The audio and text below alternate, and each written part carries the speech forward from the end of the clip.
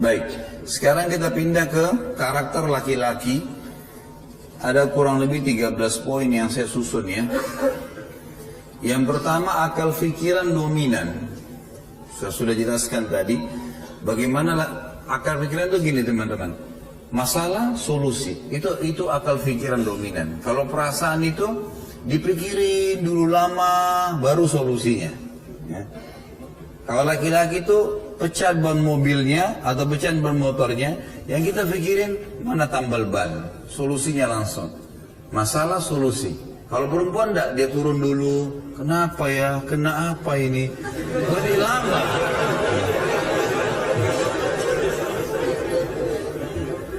Jangan tersinggung akhwat di belakang ya, kita bicara secara umum. Tapi kalau tersinggung juga apa boleh buat ya. Karena sudah ini apa boleh buat, jadi karakternya memang. Baik, yang kedua yang harus dikenali, ini bagi akhwat harus mengenal, laki-laki itu suka dihormati kepemimpinannya. Jadi memang ada fitrah itu.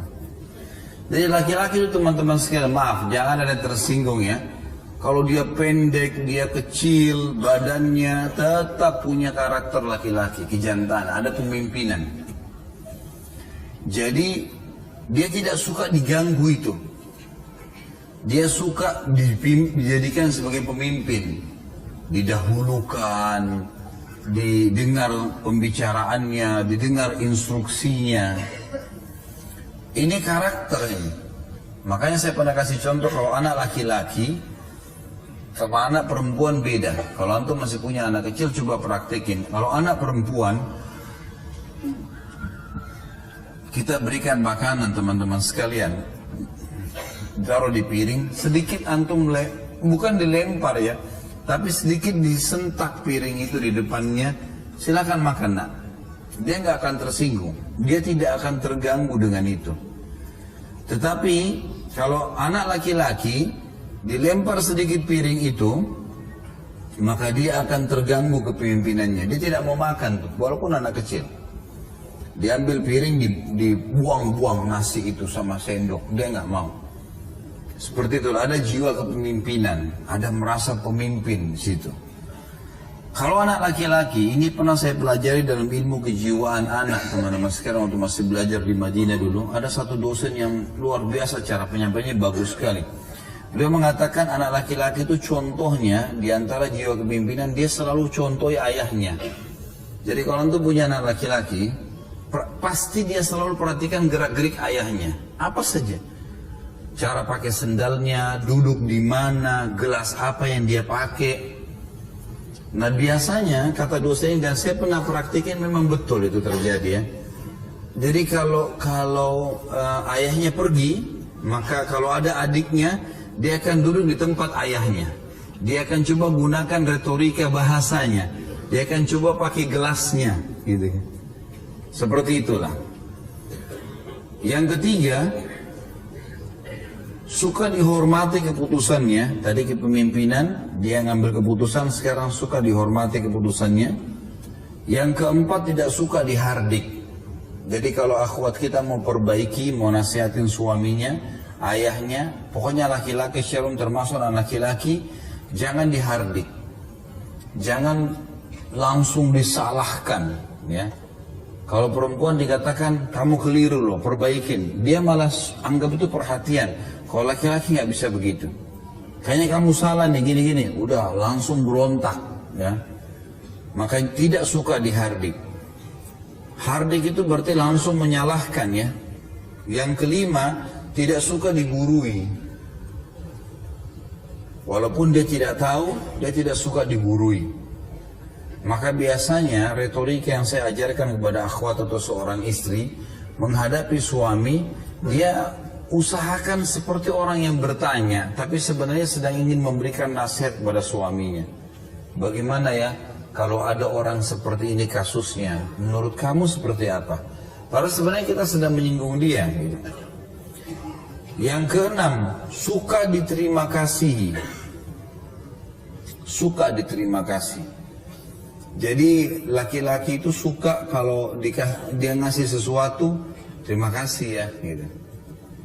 Beda terima kasih dengan tadi perhatian ya. Kalau perempuan suka diperhatikan itu, biar antum tidak ucapin terima kasih, tapi kalau dilirik, dilihat, ada tanda-tanda perhatian sudah cukup. Kalau laki-laki enggak, si perempuan kalau mengatakan terima kasih itu akan ada secara kejiwaan mendorong dia melakukan yang lebih baik. Yang ketujuh, suka melindungi. Jadi sifat laki-laki itu suka melindungi, perempuan suka dilindungi tadi. Jadi emang sudah karakter itu. Orang kalau menikah, maka dia suami, dia merasa dia melindungi istrinya. Dia merasa dia bertanggung jawab kalau akan terjadi apa-apa. Seperti itulah. Dan termasuk anak laki-laki juga, kalau sudah mulai dia agak besar, dia akan melindungi ibunya, dia akan melindungi yang lainnya. Dan memang subhanallah, pada laki-laki ada itu. Makanya penjahat itu, kalau ada seorang wanita lewat dan ada anak laki-laki di sebelahnya, walaupun anak itu masih kecil, itu sudah cukup membuat dia bimbang untuk melakukan perbuatan kriminalnya. Tapi kalau anak perempuan, itu dia masih berani. Karena ada masalah itu. Kemudian yang kedelapan, suka untuk digoda. Ya. Artinya di sini, memang laki-laki itu suka kalau penampilan istrinya, dandan, apalah, yang segala macam bahasa yang bisa digunakan ya. Dari penampilan pakaian yang seksi, yang wangi, dan itu memang dia suka. Makanya seorang suami, dia butuh itu di rumah. Seorang istri harus melakukannya. Dan hadis-hadis tadi saya jelaskan, wanita di surga, wanita yang bisa memberikan bahwa syahwat suaminya, dan itu adalah hal yang fitrah gitu. Tentu ini ada banyak poin dalam poin ke-8. Setiap poin ini ada rinciannya, tapi saya cuma sebutkan garis besarnya. Kemudian yang ke-9, suka mencium bau yang wangi. Ini ada pada wanita tapi tidak seperti laki-laki. Kalau laki-laki itu dekat dengan istri lalu dia cium bau wangi, itu luar biasa pengaruh pada kejiwaannya. Dia selalu ingin mendekat, dia selalu merasa nyaman, gitu kan. Kalau istri, suaminya walaupun baunya tidak wangi, tapi karena dia baik, ya. Maaf ya, saya belum mandi nih. Enggak apa-apa kok. Dia suka saja. Tapi kalau antum pulang ke rumah dekat, baunya nggak enak istrinya, sudah menghindar. Itu sudah fitrah. Fitrah. Perempuan juga suka yang wangi-wangi, bukan berarti antum jangan tidak pakai minyak wangi ya. Tapi yang dimaksud adalah perempuan biasanya dia masih tahan dengan itu. Bau ketiaknya suaminya, pulang kerja loh, masya Allah baunya. Ya? Tapi dia masih bisa tahan. Nggak apa-apa, ini kan bau keringat suami saya, ini kena dia. Begitulah terbawa perasaan dia. Tapi kalau laki-laki nggak bisa gitu. Maka akhwat hati-hati ya di belakang, jaga. Nggak boleh ada bau sedikit pun, gitu, kecuali yang wangi. Ya. Yang ke-10, suka melihat keindahan seperti pakaian, rumah, tempat tidur. Maka ini harus menjadi sesuatu yang dibawa oleh akhwat kita. Yang ke-11, sulit memaafkan bila cemburu. Ini yang kadang-kadang laki-laki dominan.